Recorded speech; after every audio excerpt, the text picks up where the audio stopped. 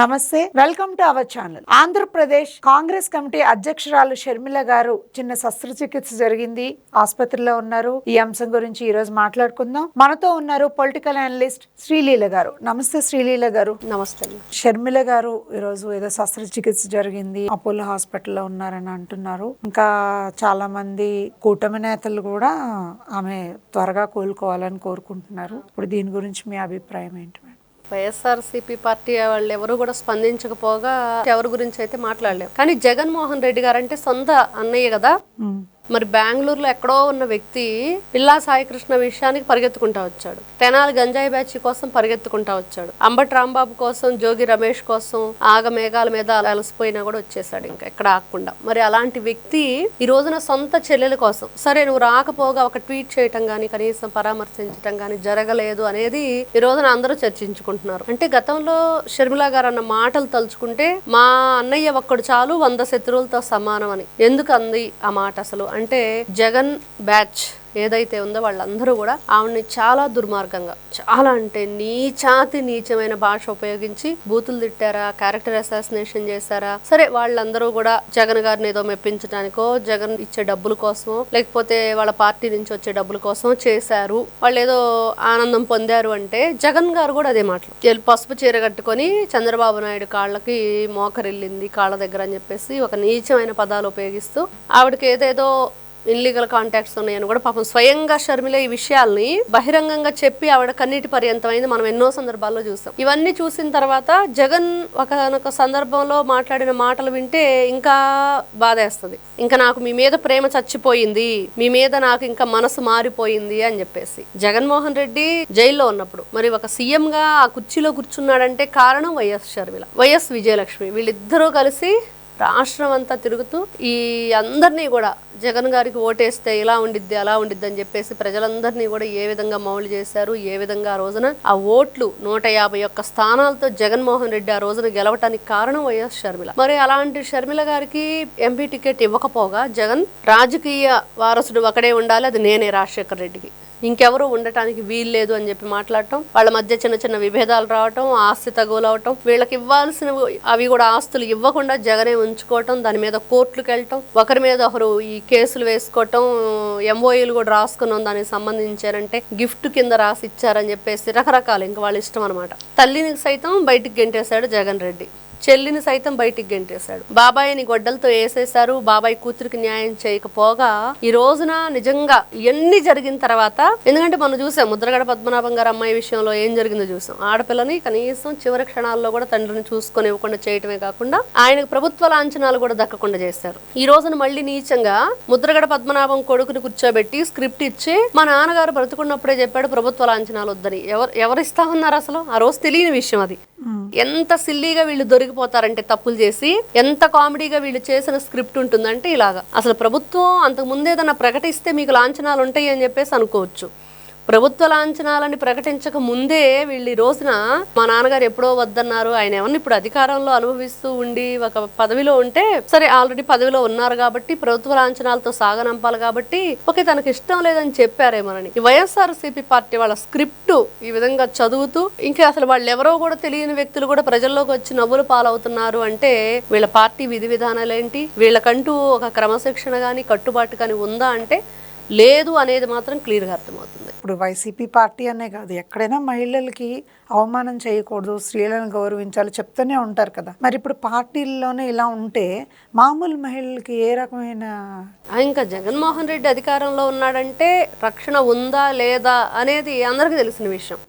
ఆయన అధికారంలో ఉన్నప్పుడు ఏం జరిగింది, అధికారంలో ఉన్నప్పుడు మహిళా రైతుల్ని ఏ విధంగా వేధించారు, ఆ రోజున వాళ్ళ మీద వాళ్ళ బూట్లు కాళ్లతో పొత్తి కడుపుల్లో కొట్టడం కానివ్వండి, దారుణంగా జుట్టు పట్టుకొని రోడ్ల మీద ఏడవటం కానివ్వండి, చాలా దుర్మార్గాలు చేశారు. ఇవన్నీ చూసిన తర్వాత మరి ఎవరికైనా అనిపిస్తుంది, ఇప్పుడు మీ పార్టీలో కూడా మహిళలు ఉన్నారు, ఎదుట మహిళల్ని అంత నీచంగా అవహేళన చేసి మాట్లాడుతుంటే ఏ మహిళ స్పందించకపోగా, ఇప్పుడు నారా చంద్రబాబు నాయుడు గారు జగన్మోహన్ రెడ్డి ఇంటి దగ్గర కోతవీడి దూరంలో ఒక అమ్మాయి రేప్ చేయబడింది అని అంటే అప్పుడు జగన్మోహన్ రెడ్డి సీఎం గా ఉన్నాడు, నారా చంద్రబాబు నాయుడు గారు ప్రతిపక్షంలో ఉన్నారు కాబట్టి వెళ్లి పరామర్శించడానికి వెళ్తుంటేనే ఆయన మీద కేసులు నమోదు చేశారు వెళ్ళనివ్వకుండా. అంత దుర్మార్గమైన చర్యలు చేసిన జగన్మోహన్ రెడ్డి అనే వ్యక్తి ఈ రోజున చెల్లెల్ని పరామర్శిస్తాడా? చెల్లెలకు ఎలా ఉందని చెప్పి తెలుసుకుంటాడా? ఇప్పుడు డాక్టర్స్ ఇప్పుడు ఒక విఐపి హోదాలో ఉన్న వ్యక్తులు డాక్టర్స్ దగ్గర నుంచి ఏం జరిగింది ఏంటి అని వివరాలు తెలుసుకోవటం గానీ అవి బయటకు చెప్పటం ఇలాంటివన్నీ ఉంటాయి ఆ కుటుంబ సభ్యులుగా. అవేమీ లేకపోగా సరే జగన్ గారిని పక్కన పెడితే ఆ ఇంటి కోడలుగా ఉన్న వ్యక్తి కూడా ఆడపడుచు గురించి గానీ అత్తగారి గురించి గానీ ఏ రోజు పట్టించుకున్న పాప అనుభవలేదు. అంటే ఇద్దరు కూడా సరిపోయారు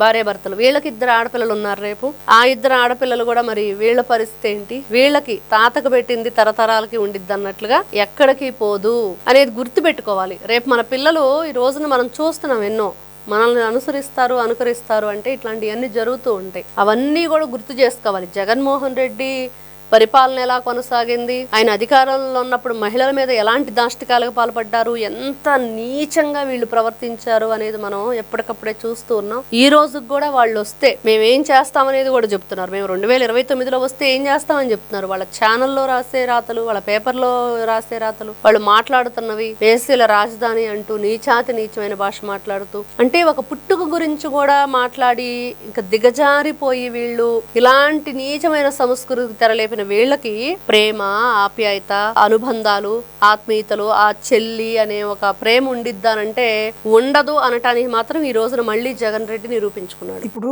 ప్రతిపక్షం అని తెలిసినా కూడా జగన్మోహన్ రెడ్డిని గెలిపించడానికి మీరు అన్నట్టుగా షర్మిల గారు ప్రయత్నం చేశారన్నా కూడా ఒక మానవతా దృక్పథంపై ముఖ్యమంత్రి గారు కానీ పవన్ కళ్యాణ్ గారు కానీ ఈరోజు ఆమె కోలుకోవాలని కోరుకుంటున్నామని కూడా వ్యక్తం చేశారు. అంటే అటువంటిది అంటే ఈ రాజకీయం అనేది వేరు కదా, కానీ వీళ్ళకి రాజకీయ ప్రయోజనాల కోసమే చేస్తున్నారంటారా మీరు?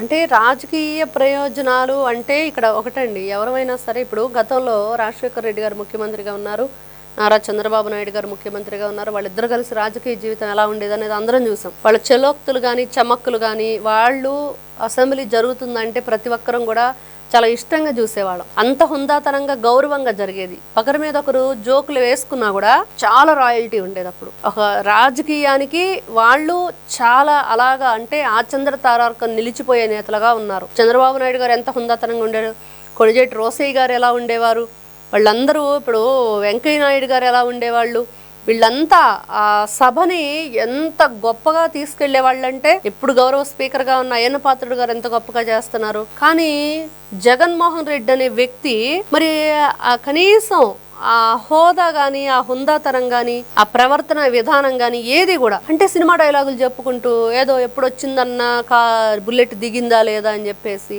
లేకపోతే ఇంకేదేదో పిచ్చి పిచ్చి డైలాగులన్నీ మాట్లాడుకుంటూ ఎదుట వాళ్ళ వ్యక్తిత్వ హరణానికి చాలా ఘోరంగా అవమానం చేస్తూ వాళ్ళు పాల్పడ్డారు ఆ రోజున. ఎందుకంటే ఈ రోజుకి కూడా బాధాకరమైన విషయం ఏంటంటే 2019-24 మధ్య ఎలాంటి సిచ్యువేషన్స్ మనం చూడకూడదు అనుకున్నామో, రాకూడదు అనుకున్నామో అవే వాళ్ళు చేసి చూపించారు అసెంబ్లీ సాక్షిగా. అవన్నీ చూసిన తర్వాత రాజకీయ ప్రయోజనాల కోసం ఎలా ఉంటారు? ఈ రోజున ఒక మానవత్వం అనేది ఒకటి ఉంటుంది, దానికోసం నువ్వు కట్టుబడి ఉండాలి. రాజకీయ నాయకులు షర్మిల గారు ఆ రోజున నారా చంద్రబాబు నాయుడు గారి గురించి కానీ పవన్ కళ్యాణ్ గారి గురించి ఎన్నో మాటలు రాజకీయ పరంగానే ఉంటారు వాళ్ళ అన్నను గెలిపించుకునే టైంలో. కానీ ఇప్పుడు వాళ్ళు ఏమో మనసులో పెట్టుకోలేదు కదా. హుందాతనంగా మీరు త్వరగా కోలుకోవాలి, ఆరోగ్యంగా మళ్ళీ మామూలు మనిషిగా తిరగాలని చెప్పి కోరుకున్నారు. ఎంత స్వార్థం ఉన్నా కూడా చెల్లెల్ని కామెంట్ చేస్తున్నారు అంటే ఎవరైనా వేరే అన్నదమ్ముడైతే అలా ఊరుకోరు కదా. మరి ఆయన అందరూ ఆదర్శంగా ఎలా తీసుకుంటారు అదే చెప్పాలి వీళ్ళు మాట్లాడుతున్నారు. మరి అదే జగన్ గారు చెప్పాలి. రేపు ఆయన ప్రజల్లోకి వచ్చేసి ఈ లోకల్ ఎలక్షన్లు ఏదైతే వస్తున్నాయో, పంచాయతీ ఎలక్షన్లు కానివ్వండి, ఏదైతే ఈ మండల ఎలక్షన్స్ కానివ్వండి, జిల్లా పరిషత్తు కానివ్వండి, ఇవన్నీ వచ్చినప్పుడు మీకు జడ్పీటీసీ, ఎంపీటీసీ ఇవి ఉన్నాయి, 3 రకాల ఎలక్షన్స్ వస్తాయి. వీటిల్లో మీరు మీ పార్టీని గెలిపించుకోవాలనే ఉద్దేశంతో ప్రజల మధ్యకు వచ్చి ఏమిస్తారు మెసేజ్ అని అంటే మరి ఇలానే రపరప నరకండి అంటాడా, రక్తంతో హోళీ చేయమంటాడా, చెల్లినైనా తల్లినైనా సరే ఆస్తి కోసం బయటికి గెంటేయమంటాడా, మరి పదవి కోసం బాబాయినైనా గొడ్డలతో నరికేయమంటాడా, బాబాయ్ కూతురుకు కూడా న్యాయం చేయటానికి లేకుండా పోలీసు వ్యవస్థను కూడా మేము కంట్రోల్ చేయగలిగాం ఆ రోజునని చెప్పగలుగుతాడా? ఇందాక మీరు అన్నట్టు ఇప్పుడు August 15th ఆయన ఏదైనా స్థానిక ఎలక్షన్స్ కోసం వెళ్ళినా కూడా, వాళ్ళ పార్టీ కోసం వెళ్ళినా కూడా ఏమ్మా మీ చెల్లిని పలకరించేవా తర్వాత మమ్మల్ని అంటారు. ఊర్లలో డెఫినెట్ గా అడుగుతారండి. ఈ రోజున ప్రజలు చాలా చైతన్యవంతంగా ఉన్నారు, ప్రజలు చాలా ఆలోచనాత్మకంగా ఆలోచిస్తున్నారు. వాళ్ళు అన్ని కూడా ఎవరైనా అడుగుతారు, పార్టీ పరంగా కాకపోయినా మీరు వెళ్ళారా అక్కడికి వచ్చారు కదా బాబు అని అడుగుతారు ఎవరైనా. మరి దానికోసమైనా ఆయన వెళ్ళాలి కదా. జనరల్గా ఈ రోజున పబ్లిక్ ఎలా ఉందనేది మనం చూస్తున్నామండి. ఎక్కడా కూడా దేనికి కూడా వాళ్ళు వెనకాడట్లేదు, ప్రతి ఒక్కటి తెలుసుకుంటున్నారు. సోషల్ మీడియా కూడా అంతే ఫాస్ట్గా మూవ్ అవుతుంది.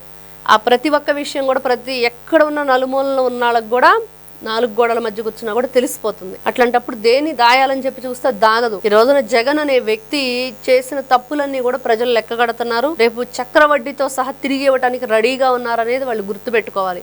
ప్రతి మహిళని ఈ రోజున నీ తోడబుట్టిన దానిలాగా చూసుకో అంటే తోడబుట్టిన దాన్ని నువ్వు సరిగ్గా చూడట్లా, ఇంకా ప్రతి మహిళను నువ్వు ఎలా చూస్తావు అనేది అక్కడ క్వశ్చన్ వస్తుంది. కాబట్టి వైఎస్ జగన్మోహన్ రెడ్డి అనే వ్యక్తి ఈ రోజున ఆమెను పలకరించకపోగా గతంలో మహిళలను అవమానపరిచిన అన్నీ కూడా ప్రజలు ఈ రోజున గుర్తు చేసుకుంటున్న విషయం. ఏది ఏమైనా ఆవిడ త్వరగా కోలుకోవాలని కోరుకుందామండి. Thank you. నమస్తే.